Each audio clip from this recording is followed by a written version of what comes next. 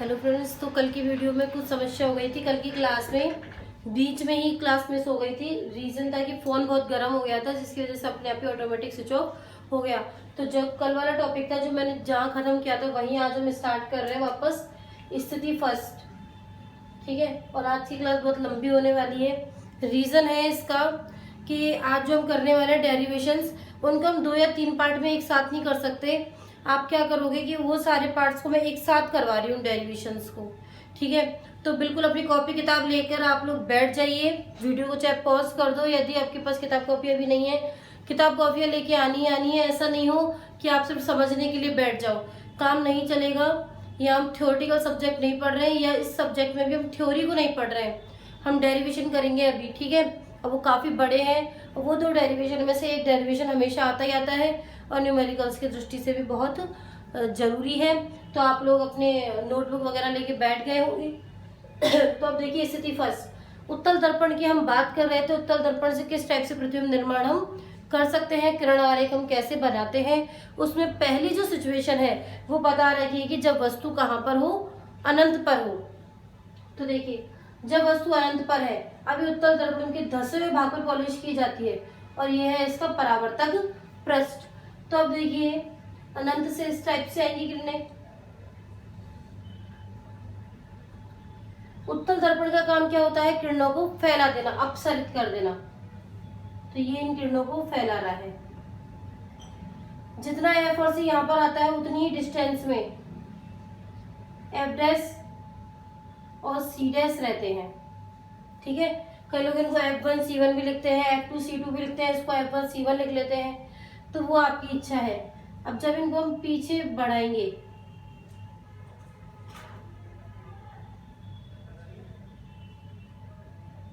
तभी हमें फोकस पर मिलती हुई प्रतीत हो रही है, ठीक है। मिल नहीं रही है, मिलती हुई प्रतीत हो रही है।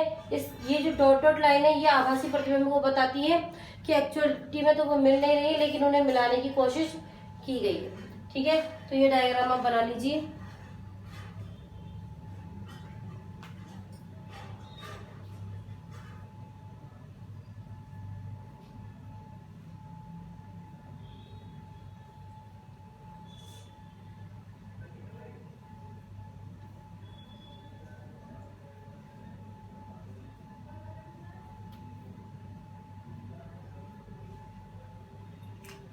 नेक्स्ट है, जब वस्तु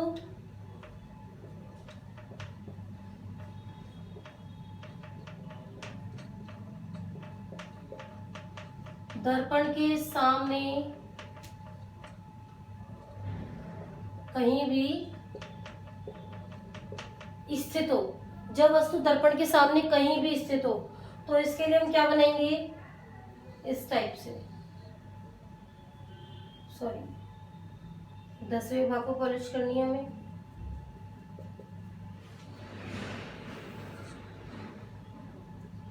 पी बिंदु, F dash, C dash, F और ये सी, ठीक है। अब हम क्या करेंगे, इसके लिए वस्तु को कहीं पर भी मान लेंगे, कहीं पर भी। मैंने माना कि वस्तु यहाँ पर रखी हुई है, ए, ठीक है। ए भी रख दिए, मुख्य अक्ष के समांतर करा इसको। इसमें क्या किया, किरणों को फैला दिया। इसको डॉट डॉट करके आगे बढ़ाइए,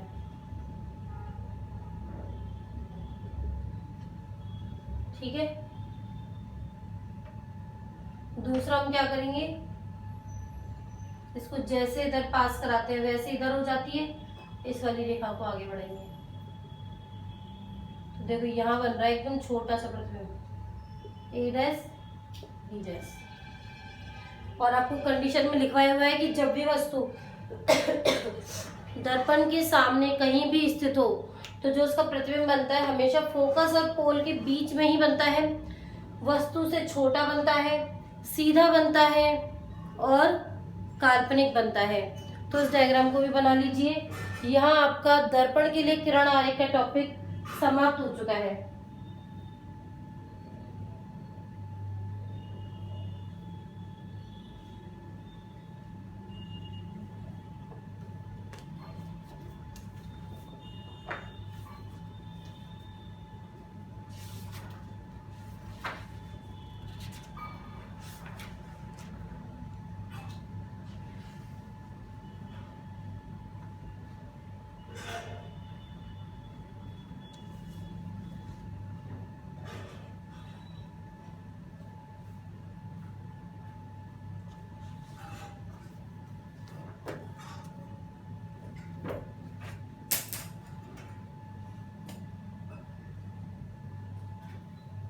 तो ये हो गया अपना कंप्लीट।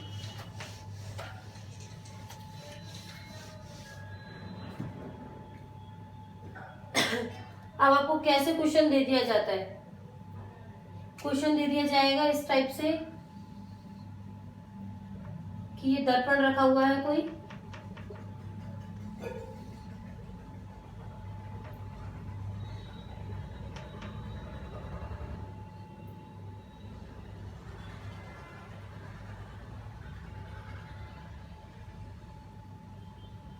यहाँ पर ये कोई ऑब्जेक्ट रखा हुआ है। इस डायग्राम को कंप्लीट कीजिए और इसकी प्रतिबिंब निर्माण कीजिए। ठीक है, तो कैसे करेंगे इसका प्रतिबिंब निर्माण, देखिए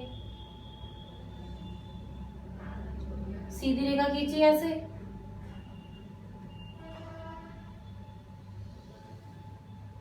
फोकस से पास करा दिया। दूसरा फोकस से खींची, मैंने आपको कहा है ना यहाँ पे एक डॉट लगा लिया करो जब भी सी पे बनाना पड़े। देखो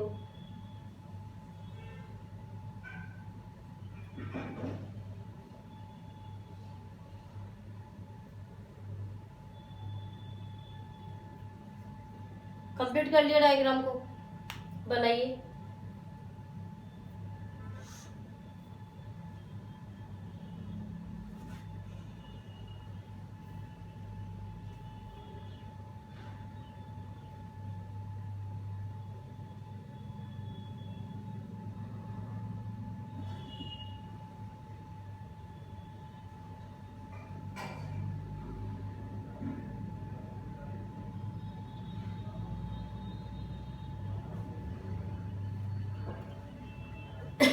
बना लिया। अब अगला क्वेश्चन कैसे आ सकता है कि जब वस्तु F और 2F के मध्य में रखी हो तो किरण आरेख बनाइए।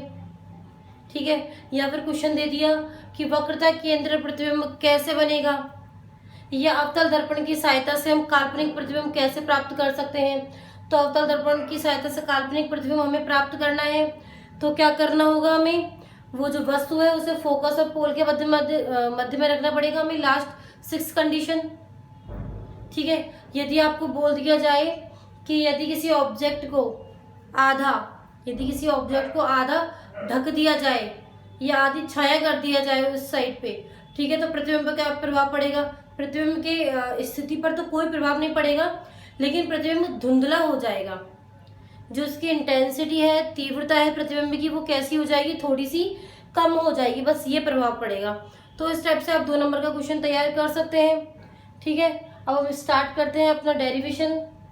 डेरिवेशन है ये, हेडिंग डाल दीजिए,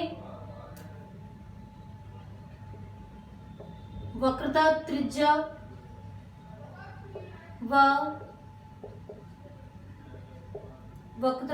कैपिटल R व फोकस दूरी स्मॉल f में संबंध।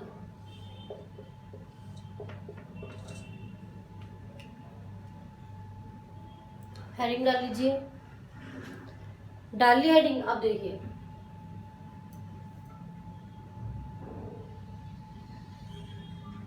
अवतल दर्पण की सहायता से कर रहे हैं ये काम हम। ये रहा अवतल दर्पण, ध्रुव, फोकस और ये वक्रता केंद्र। अब मुंह के इसके समांतर कोई किरण आ रही है तो कहां से होके पास हो रही है, फोकस से होके। इनके नाम मैं क्या दे देती हूँ, इसका नाम दे देती हूँ AB, इसका नाम BM। ठीक, एक रेखा जो अभिलंब है वो C से होके गुजरेगी, इसका नाम दे दिया मैंने M डैश। ठीक है, आपके पास ये डायग्राम हो गया कंप्लीट। सबसे पहले तो ये डायग्राम बना लीजिए। सबसे पहले डायग्राम बना लीजिए, फिर हम इस डेरिवेशन को स्टार्ट करते हैं।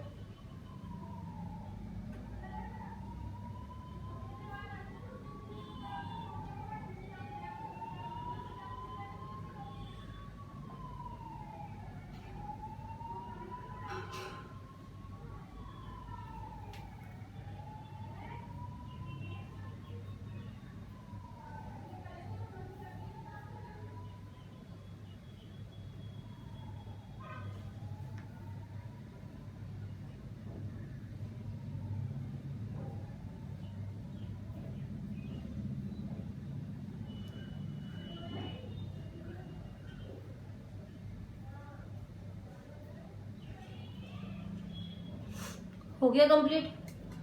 तो अब देखिए, अब क्या करेंगे कि हम त्रिभुज लेंगे। अब त्रिभुज कौन कौन से ले सकते हैं हम, उससे पहले एक चीज देखिए कि ये आपतित किरण ए बी क्या है, यहाँ पर लिख लीजिए ए बी आपतित किरण। अभी मैं हट जाऊंगी जब लिखना, पहले देख लो समझ लो। ए बी है आपतित किरण, बी एम परावर्तित किरण, बी एम डैश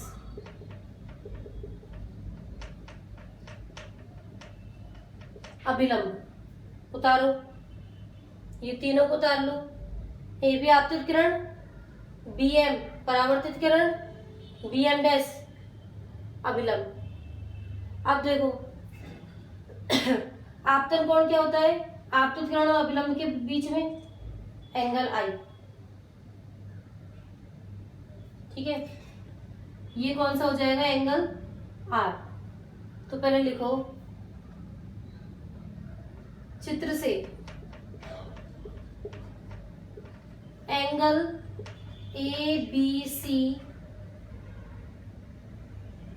बराबर angle C B F, angle I बराबर एंगल आर। ये है समीकरण नंबर ए। कहां से, चित्र से, परावर्तन के नियम से। यहां पर ये भी लिखोगे परावर्तन के नियम से।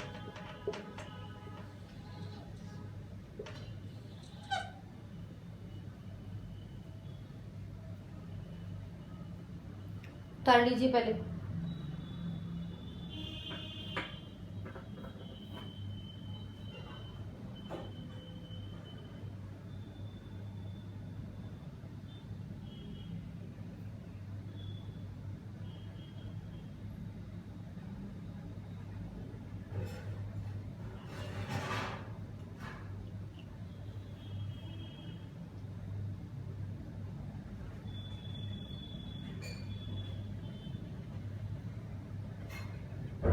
हो गया।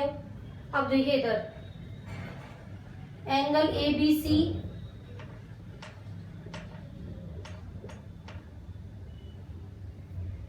बराबर एंगल बी सी एफ बराबर एंगल आई, चूंकि एकांतर कोण है।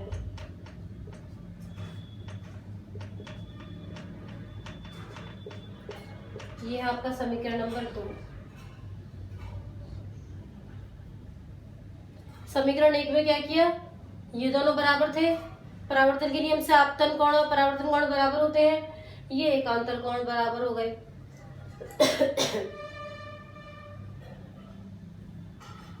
तालिया। फिर देखिए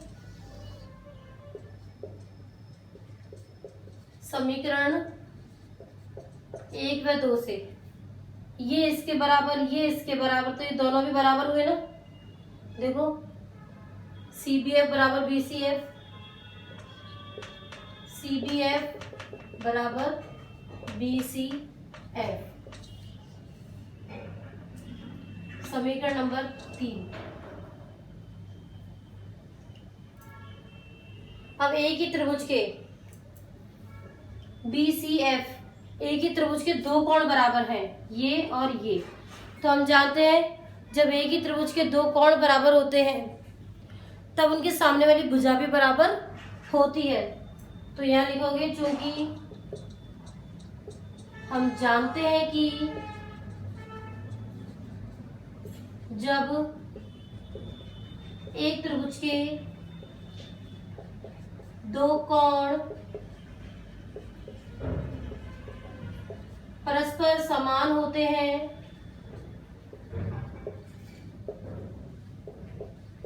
तो सामने वाली भुजा भी बराबर होती है। तो देखो एंगल आई के सामने बी एफ, एंगल आर के सामने सी एफ, कैसी होंगी? बराबर होंगी। उतारो यहां तक, थोड़ा सा और रह गया डेरिवेशन अभी।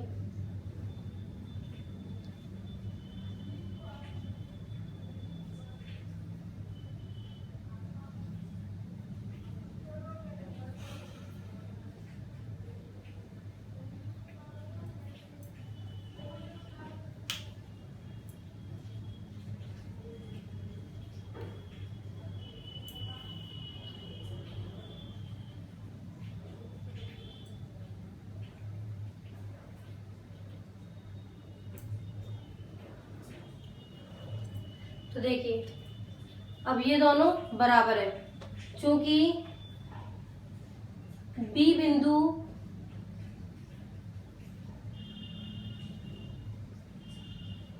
ध्रुव पी के निकट स्थित है। द्वारक बहुत छोटा है ना, तो बी बिंदु इसके निकट स्थित है, तो बी एफ बराबर एफ पी होगा। बी एफ बराबर एफ पी।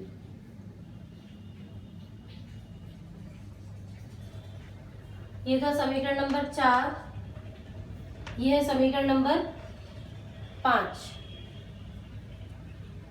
ठीक है, समीकरण नंबर 4 समीकरण नंबर 5 से देखो, जब बी एफ तो कट रहा है, यानी लिखोगे समीकरण 4 व 5 से। ऊपर कर रही हूँ मैं काम।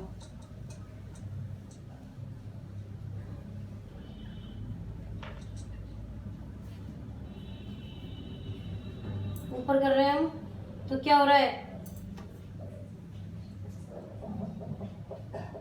सी एफ बराबर एफ पी।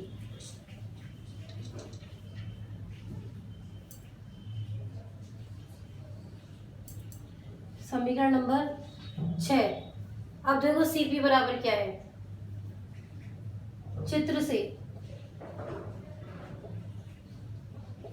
सीपी बराबर C F plus F P. CP बराबर क्या आ रहा है? C F plus F P. CP तो क्या होगी? वक्रता त्रिज्या है कैपिटल आर, बराबर सी एफ और एफ पी तो बराबर है ना, तो मैं F P plus F P लिख दूंगी, 2FP।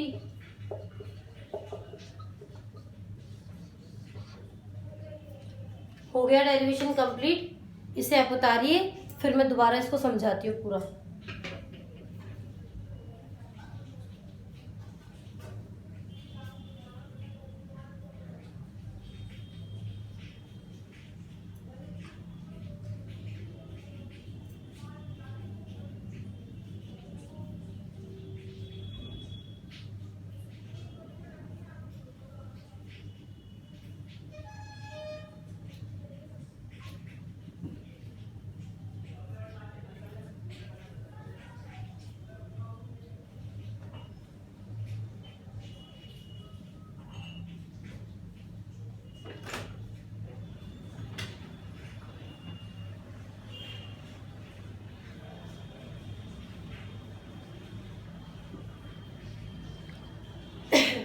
हो गया कंप्लीट।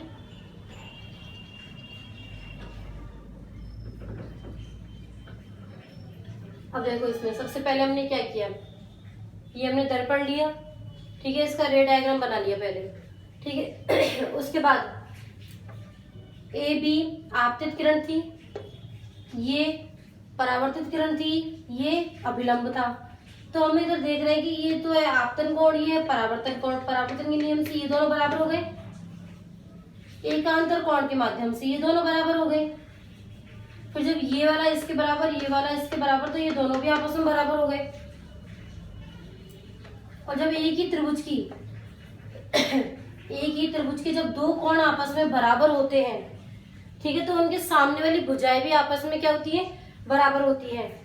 तो एंगल आई के सामने था BF और एंगल आर के सामने था CF, इन दोनों को भी हमने बराबर कर दिया। फिर ये द्वारक बहुत छोटा मानते हैं, तो बिंदु B को बिंदु P के बिल्कुल निकट मानते हैं, तो ये दोनों लगभग कैसी हो जाएंगी, बराबर। तो ये दोनों हमने बराबर कर दिया। अब देखो समीकरण 4 और 5 से BF से BF कटेगा, मतलब LHS कट जाएगी, RHS बराबर हो गई। RHS को बराबर कर दिया। अब चित्र से देखो CP बराबर CF प्लस FP। CF की जगह मैं FP लिख सकती हूँ, क्योंकि यहाँ दे रखा है CF बराबर FP, तो FP plus FP 2FP। FP क्या फोकल लेंथ है, F होती है। R is equal to 2F। बिल्कुल कंप्लीट हो गया होगा, कोई समस्या नहीं है इसको समझने में। अगला डेरिवेशन करते हैं। अगला डेरिवेशन इससे तो बहुत बड़ा है, बोर्ड हमें काफी बार साफ भी करना पड़ेगा।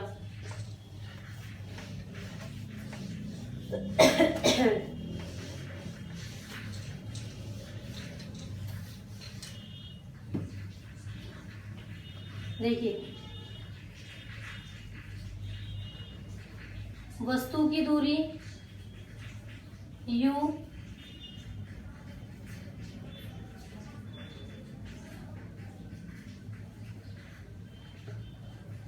प्रतिबिंब की दूरी V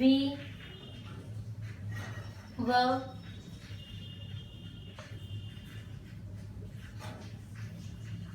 फोकस दूरी F में संबंध। ये पूरा डेरिवेशन यदि आता है तो 3 नंबर का आता है। हेडिंग उतार लीजिए सारे बच्चे।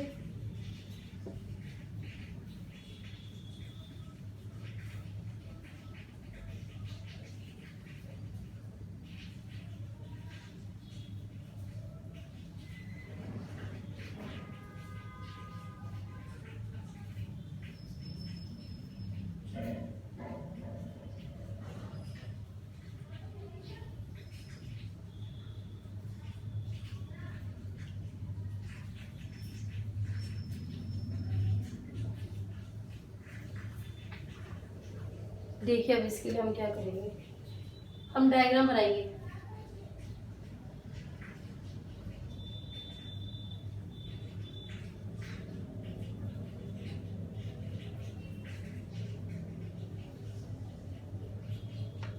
P, यहाँ F, यहाँ C, ठीक है। वस्तु को हम अनंत और C के मध्य में रखेंगे इस टाइप से। ये वस्तु AB। पहले डायग्राम बनाते हैं इसका। मुख्य के समांतर फोकस से पास कर दिया, इसको M दे दो ना। फिर फोकस से पास कराया और यहाँ से पास कर दिया। ये M, तो ये M dash, A dash, B dash, ठीक है। ये बन गया एक। अब दूसरा हम क्या करेंगे, C से पास करवाएंगे इसको डायरेक्ट, ठीक है। पहले आप इस डायग्राम को कंप्लीट बनाओ।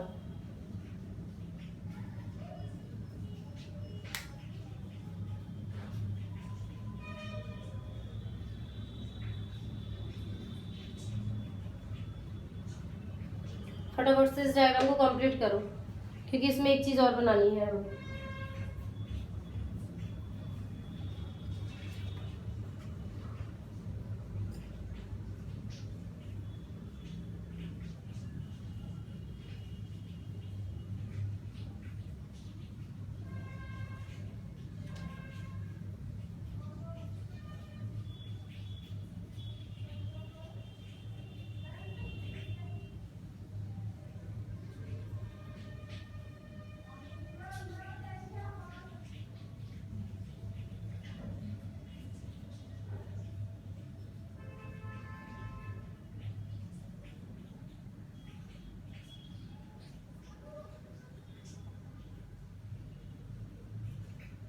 ठीक है। और जो तीसरी रेखा जाएगी वो सी से, और ये भी यहीं से मिलती हुई जाएगी क्योंकि प्रतिबिंब तो यहीं पे बन रहा है ना, तो ये भी यहीं से मिलती हुई जाएगी इस टाइप से।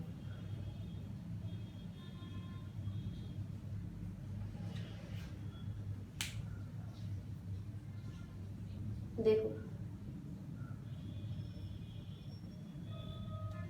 ठीक है। इस डेरिवेशन को करने के दो तरीके, एक तो डायग्राम ये रहा, ठीक है।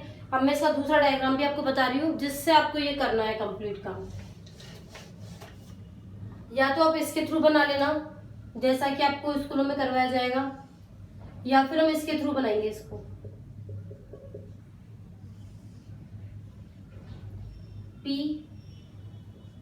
F C, यहाँ हमने वस्तु रख दी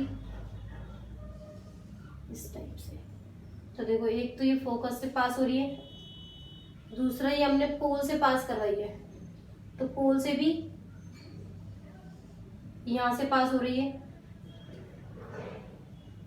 ठीक है। और सी से भी बिल्कुल ऐसे पास हो रही है। देखो पहले इसको बना लो, ए डैश बी डैश, और सी से भी बिल्कुल सीधा पास हो रही है, जैसी जा रही है वैसी ही वापस आएगी। हाँ कोई बात नहीं, अगर अपर्चर छोटा है तो आप इसको ऐसे कैसे भी छोड़ सकते हैं। अब अपने पास यहाँ पर 2 पॉइंट हो गए, एक तो ये और एक है ये, इनको ही हमको ध्यान में रखना है। तो इस डायग्राम को आप बना लीजिए, इस डायग्राम के थ्रू काम करेंगे। हमने क्या किया, मुख्य अक्ष के समांतर करा, फोकस से पास करवाया। दूसरी रेखा हमने पोल से पास करवाई, तो जितना एंगल इसने यहाँ बनाया उतना ही एंगल बनाते यहाँ निकल गई। और तीसरी बिल्कुल सी से जैसी जाती है वैसी ही वापस आ जाती है, तो ये हमने बना लिया। इनके नाम दे देती हूँ मैं, यहाँ पर दे देती हूँ इसका नाम एम, ठीक है। अब हम 2 त्रिभुज ले रहे हैं, पहला जो सी पर इंटरसेक्ट कर रहा है, 2 त्रिभुज लेने हैं हमको, और ऐसे त्रिभुज लेने हैं, एक त्रिभुज में तो वस्तु आनी चाहिए और दूसरे त्रिभुज में प्रतिबिंब आना चाहिए, ठीक है। तो हम पहला त्रिभुज लेते हैं जो सी पर इंटरसेक्ट कर रहा है, ए बी सी, वह त्रिभुज, इसमें वस्तु आ गई।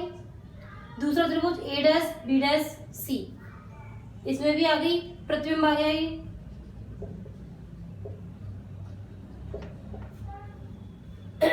देखो इसमें क्या क्या बराबर है,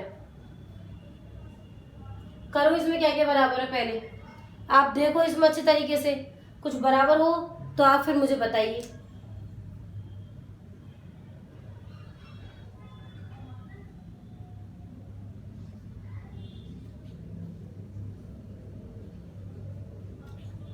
देखो पहला तो angle B A C is equal to angle B dash A dash C is equal to 90 degree. समकोण त्रिभुज है, 90 डिग्री का कोण हो गया। दूसरा ये वाला कोण, कौन सा कोण है, ये शीर्षाभिमुख कोण। तो लिखिए angle B C A is equal to angle B dash C A dash, यहां आएगा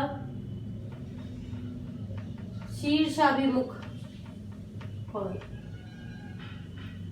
जब किसी त्रिभुज के 2 एंगल बराबर हो, जब 2 त्रिभुजों के 2 एंगल आपस में बराबर, तो तीसरा भी बराबर हो ही जाता है। अतः त्रिभुज ए बी सी व त्रिभुज A dash B dash C D समरूप है। कैसे होगा ये समरूप? समरूप हो गए ना, तो देखिए समरूप हो गए तो देखो ए बी,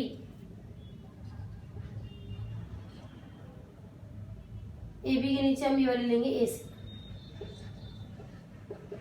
दूरी हमें इसी लाइन पे लेनी है इसलिए। और ए डैश बी डैश, इसके नीचे लेंगे हम ए डैश सी,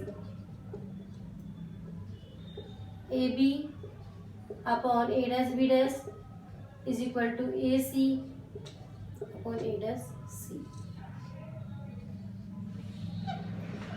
समीकरण नंबर 1। इसको करने का तरीका हर किसी का अलग अलग है, ठीक है। तो आपको ये आंसर आना चाहिए, इस तरीके से करना है। उतारो इसको, पहला पार्ट कंप्लीट हुआ है।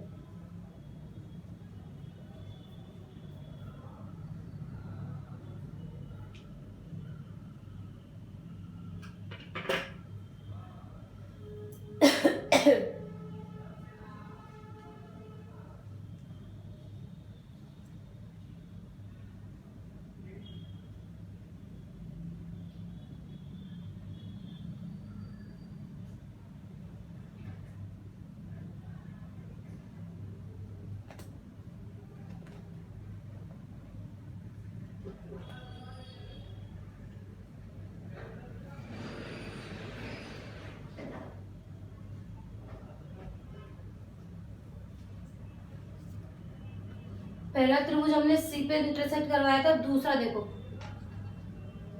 एफ पर होना चाहिए। तो देखो ए बी से तो सीधा एफ पर जाया नहीं जा रहा, ए बी से तो एफ पर हम नहीं जा सकते हैं, लेकिन हम देख रहे हैं कि ए बी और एम पी दोनों बराबर है, क्योंकि ये दोनों समांतर है एक दूसरे के, ठीक है। तो हम ए बी की जगह ये वाला ले लेंगे त्रिभुज एम पी एफ व त्रिभुज B dash A dash F में। देखिए इसमें ये वाला 90 और ये भी 90, angle M P F is equal to angle B dash A dash F is equal to 90 degree, ठीक है। दूसरा ये शीर्षाभिमुख, तो angle A dash F B dash is equal to angle M F P शीर्षाभिमुख। वही सेम कहानी कि जब दो एंगल बराबर तो तीसरा बराबर होगा ही, अतः त्रिभुज एम पी एफ समरूप त्रिभुज B dash A dash F. बिल्कुल इसी की तरह करेंगे हम। क्या करेंगे, M P upon A dash B dash is equal to F P upon A dash F. M P बराबर किसके होगा, ए बी के, बिकॉज ये दोनों समांतर है। तो हम यहाँ क्या लिखेंगे, A B upon A dash B dash बराबर F P upon A dash F. समीकरण नंबर 2 देख लीजिए।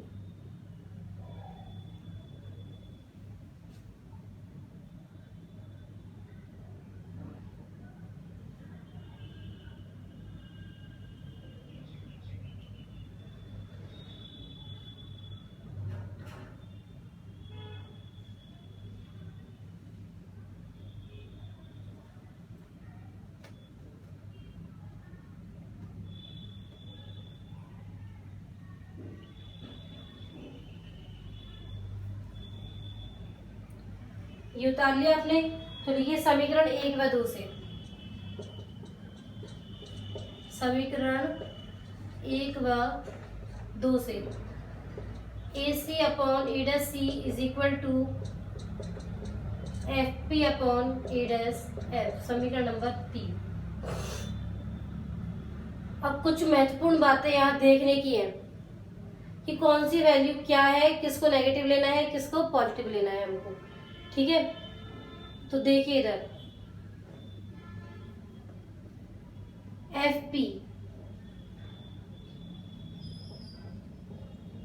इधर की साइड ही है, माइनस एफ, फोकस दूरी पता है, वस्तु कहाँ है, ये ए पी,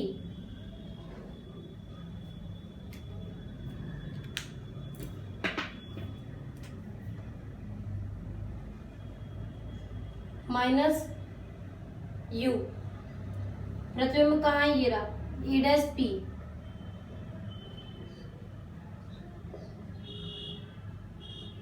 माइनस वी, चिन्ह परिपाटी बताई थी ना मैंने, इधर की साइड जो भी होगा सब नेगेटिव लेंगे, सीपी माइनस आर, और आर बराबर क्या होता है 2f। ये चीज जरूर जरूर उतार लो, अगर ये नहीं आएगी तो इसके बाद वाला डेरिवेशन नहीं होगा।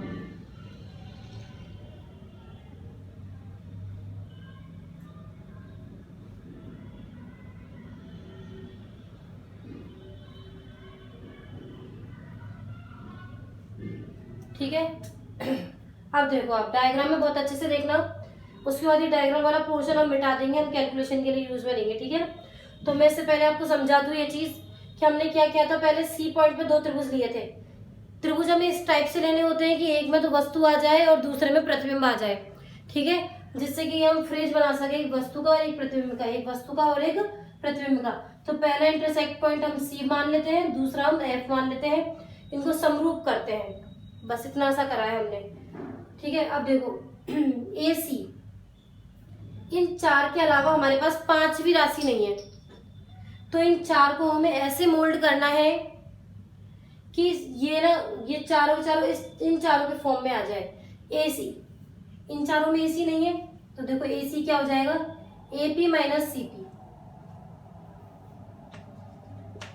ए P minus C P. A P भी है अपने पास, सी पी भी है। ठीक है, ए डैश सी, ए डैश सी भी नहीं है इसमें, सी P minus A dash P,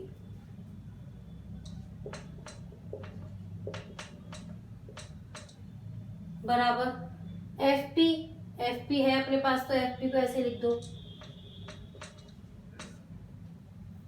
A dash F, A dash F नहीं है, और ना ही हमें इसकी दूरी पता है, क्योंकि हमें 4 ही चीज पता होती है। पहला वस्तु की दूरी, प्रतिबिंब की दूरी, फोकस दूरी, वक्रता त्रिज्या। 5वीं चीज हमें पता होती है वस्तु की लंबाई, प्रतिबिंब की लंबाई, बस इसके अलावा कुछ पता नहीं होता हमको। ठीक है, तो उसके बाद देखिए A dash F, A dash P minus A dash F, एक second, A dash P minus F P, उतारो इसको आप, ये मैं डायग्राम मिटा रही हूँ।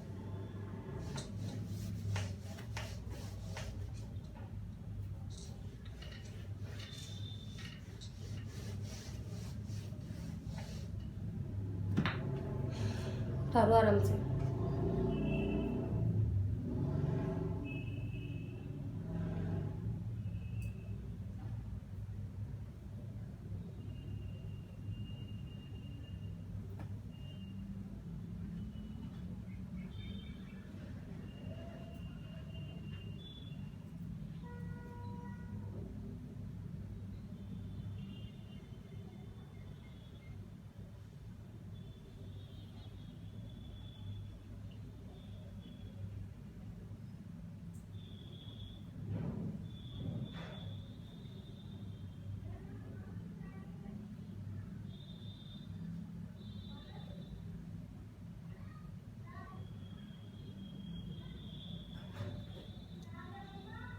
ठीक है, वैल्यू पुट करनी है, यहां कर लेती हूँ मैं, A P minus U, C P minus तो पहले से ही लग रहा है, माइनस के 2f upon C P minus 2f, A dash P minus V, F P minus F, A dash P minus V, F P minus F. ठीक है, complete हो गया। अब देखो इसको वापस सॉल्व करेंगे, minus U minus minus plus के 2f, 2f plus V minus F minus V plus F. Cross multiply करना है अब इसको, इसको इससे मल्टीप्लाई किया यू वी, इसको इससे किया माइनस के यू एफ माइनस के 2v एफ प्लस के 2f स्क्वायर बराबर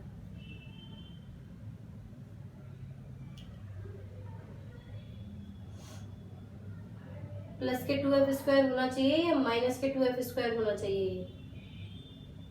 देखते हैं अपन, थोड़ी सी इसमें प्रॉब्लम हुई है शायद। एक बार वैल्यूज को वापस चेक कर लेती हूँ मैं। AP CP लिख दिया हमने। CP E', okay. माइनस के 2f था ना ये, ठीक है। देखो छोटी छोटी गलतियां बहुत भारी पड़ सकती हैं, तो यहाँ आ गया 2f² और ये आया माइनस VF। उतारिए आप जब तक इसको।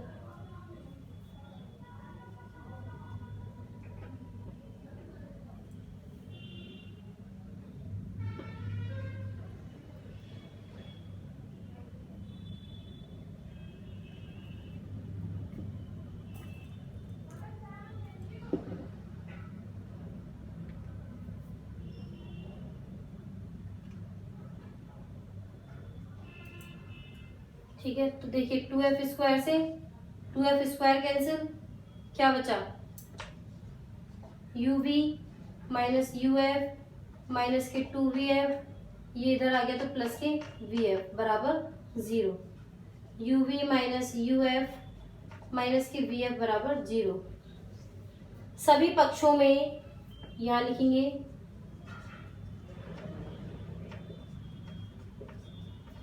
UVF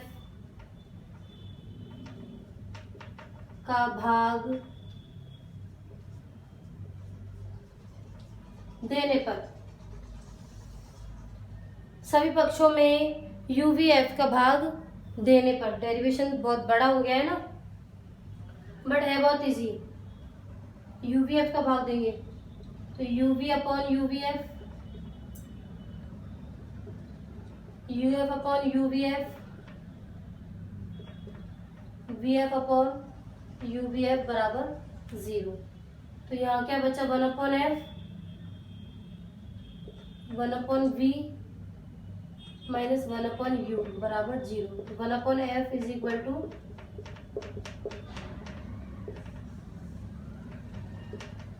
इसे हम दर्पण समीकरण के नाम से भी जानते हैं।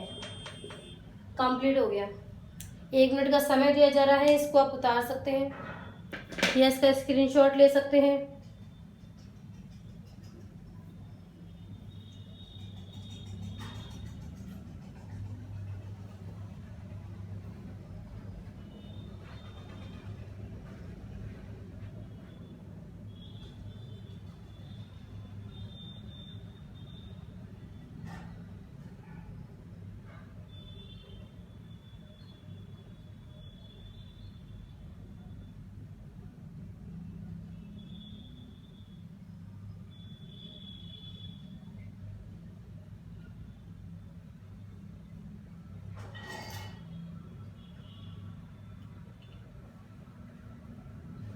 अभी इसके ऊपर जो न्यूमेरिकल्स है वो करेंगे।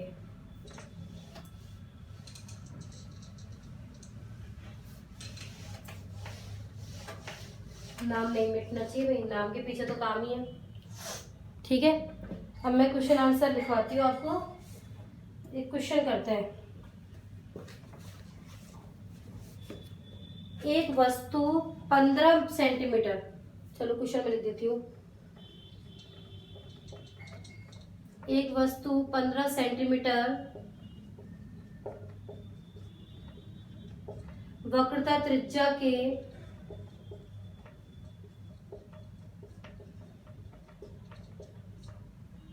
अवतल दर्पण के सामने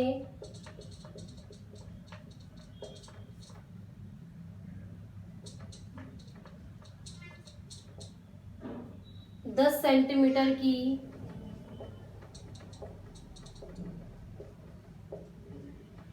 दूरी पर स्थित है।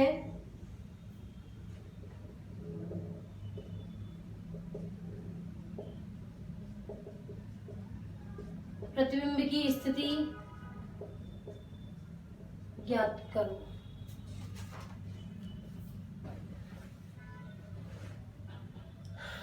ठीक है, तो सबसे पहले क्या दिया हुआ है? वक्रता त्रिज्या 15। अवतल दर्पण की जब बात होती है तो वक्रता त्रिज्या इधर ही होती है, माइनस होता है, सारा काम इधर होता है इसमें, ठीक है।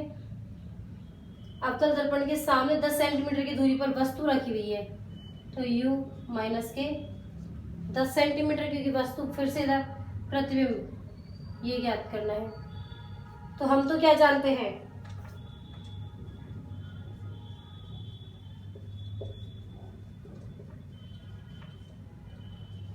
r बराबर 2f, f निकालो यहाँ से r/2 माइनस के 15/2 सेंटीमीटर, इसको ऐसे ही छोड़ दो।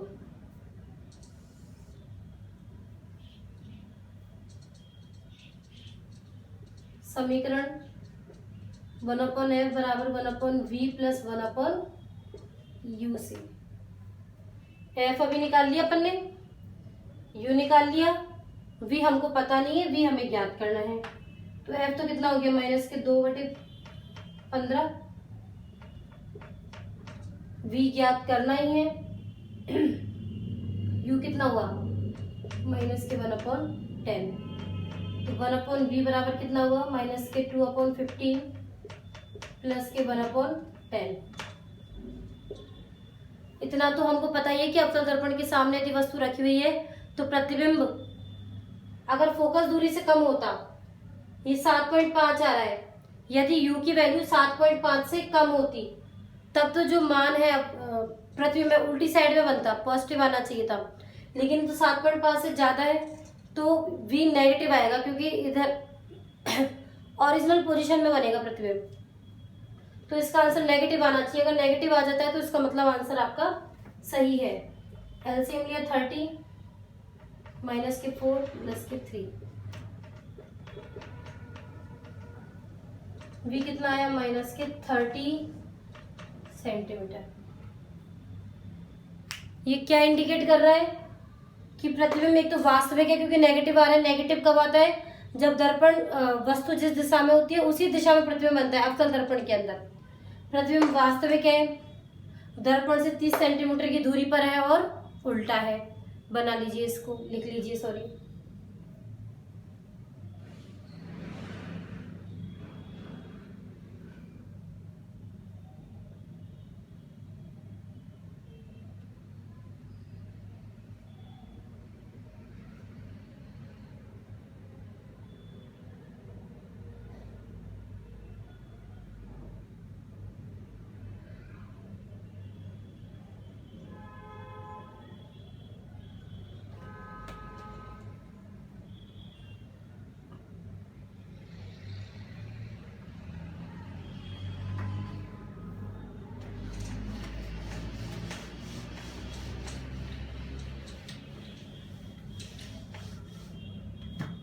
लिखिए अगला क्वेश्चन। एक अवतल दर्पण के सामने, एक अवतल दर्पण के सामने, क्वेश्चन आपको लिखना है, रखे बिंब का, एक अवतल दर्पण के सामने रखे बिंब का प्रतिबिंब दर्पण के सामने ही बन रहा है, 100 सेंटीमीटर पर बनता है।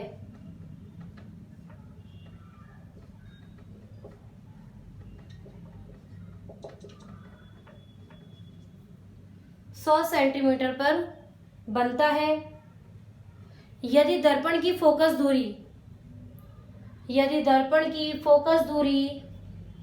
98 सेंटीमीटर हो। अवतल दर्पण है, प्रतिबिंब वास्तविक है, तो फोकस दूरी भी नेगेटिव होगी। ये जब आप किरण आरेख बनाओगे ना तब आपको आएगा कि क्या नेगेटिव है क्या पॉजिटिव है, ठीक है।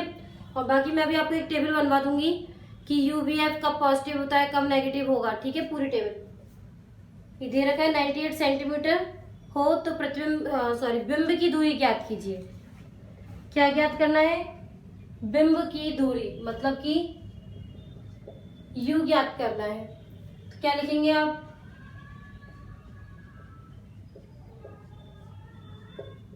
हम जानते हैं कि 1/f is equal to 1/v plus 1/u। 1/u बराबर क्या हुआ, 1/f माइनस 1/v। 98 माइनस के 1/100। सॉल्व आपको करना है, मैं आपको सिर्फ इसकी थीम तैयार करके दे रही हूँ, इसको आप सॉल्व करोगे। ठीक है, ज़्यादा कुछ नहीं है, सॉल्व भी चलो मैं करा देती हूँ। एलसीएम ले लो इसका।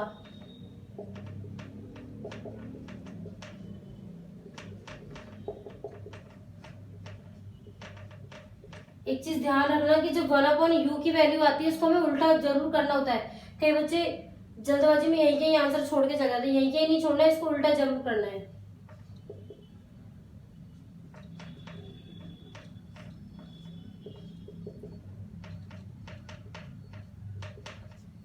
कंप्लीट, उतारिए फटाफट।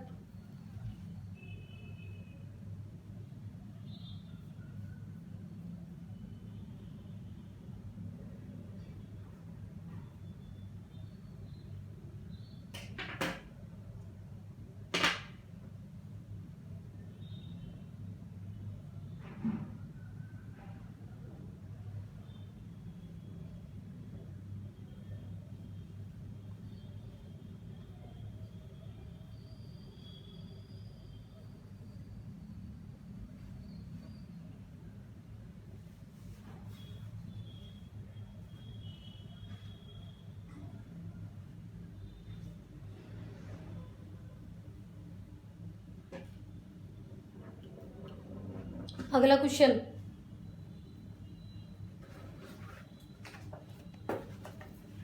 अगला क्वेश्चन है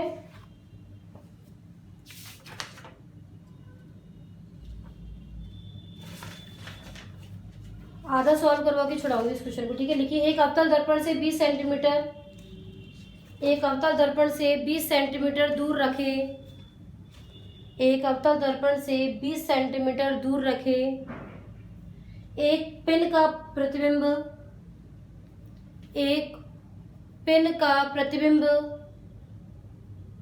दर्पण से 40 सेंटीमीटर दूरी पर बनता है। 40 सेंटीमीटर दूरी पर बनता है। दर्पण की फोकस दूरी ज्ञात कीजिए। तो इसने आपको क्या क्या दिया हुआ है, u दिया हुआ है माइनस के 20 सेंटीमीटर, v दिया हुआ माइनस के 40 सेंटीमीटर और f आपसे पूछा है। तो सेम जैसे ये निकाला था वैसे ही आपको इस क्वेश्चन को सॉल्व करना है। ठीक है, तो आज जो हमने टॉपिक पढ़ा उसमें सबसे महत्वपूर्ण बात क्या थी कि दो डेरिवेशन थे जो बहुत इंपॉर्टेंट है। वक्रता त्रिज्या फोकस दूरी में संबंध। ठीक है, डायरेक्ट पूछ लिया जाता है कि सत्यापित कीजिए r बराबर 2f, या फिर क्वेश्चन आ गया सत्यापित कीजिए 1/f बराबर 1/v प्लस 1/u, या दर्पण समीकरण को सत्यापित कीजिए, या इनके ऊपर जैसे मैंने क्वेश्चंस करवाए वैसे क्वेश्चन आपके आ सकते हैं। इसको इनके जो क्वेश्चन आते हैं उनके 3 ही टाइप में, 3 या 4 टाइप थे, वो मैं तीनों 4 टाइप आपको करा दिए और फालतू क्वेश्चन करने की जरूरत नहीं है। यदि होगी तो मैं आपको खुद वो क्वेश्चंस करा दूंगी, क्योंकि इस बुक में तो बहुत सारे क्वेश्चंस दे रखे हैं, जरूर नहीं हमको सारे करने हैं, टॉपिक से रिलेटेड क्वेश्चन ही हमको करने हैं। ठीक है, इजी कैलकुलेटिव क्वेश्चन हमको करने हैं, क्योंकि जो बोर्ड एग्जाम में जो क्वेश्चंस आते हैं वो इजी कैलकुलेशंस के आते हैं। कैलकुलेशन में इतना टाइम नहीं लगता हमें, लेकिन फॉर्मूले को पुट करने में, फॉर्मूला पहचानने में, फॉर्मूले की थीम समझने में, क्वेश्चन समझने में बस वही टाइम लगता है। कैलकुलेशन टफ नहीं आती है। ठीक है, किरण आरेख पे क्वेश्चन आ सकता है। ठीक है, तो ये पूरा जो दर्पण का पार्ट था वो मैं करा चुकी हूँ। कल यदि हम जब भी हम क्लास लेंगे तब हम सीधा अपवर्तन के ऊपर बात करेंगे। परावर्तन टॉपिक कंप्लीट हो गया है, अब हम पढ़ेंगे अपवर्तन। ठीक है, तो आज की क्लास हम यहीं पे समाप्त कर रहे हैं। नेक्स्ट क्लास के लिए आपको इस क्लास के नोट्स, होमवर्क सब अच्छे तरीके से कंप्लीट करना है। ठीक है, ऐसा नहीं है कि होमवर्क अब आपका हर बार चेक ही किया जाए। ठीक है, खुद से भी कुछ किया करो, होमवर्क कंप्लीट रखो, कॉपी अपनी फेयर कॉपी बना लो, क्योंकि ऑल टाइम हम वीडियो देख के नहीं पढ़ सकते हैं, कभी हम बिना वीडियो के कॉपी देखने की भी जरूरत पड़ती है। इन वीडियोस को देखने के बाद, इन लेक्चर्स को देखने के बाद आप अपनी जो गवर्नमेंट बुक है या कोई भी गाइड है 12th क्लास की, वो आप पढ़िए। ठीक है, कुछ महत्वपूर्ण बातें उसमें लिखी रहती है, उनको नोट कीजिए। यदि कुछ समझ में नहीं आए तो आप मुझसे पूछिए। ठीक है, तो आज के लिए इतना ही। Thank you.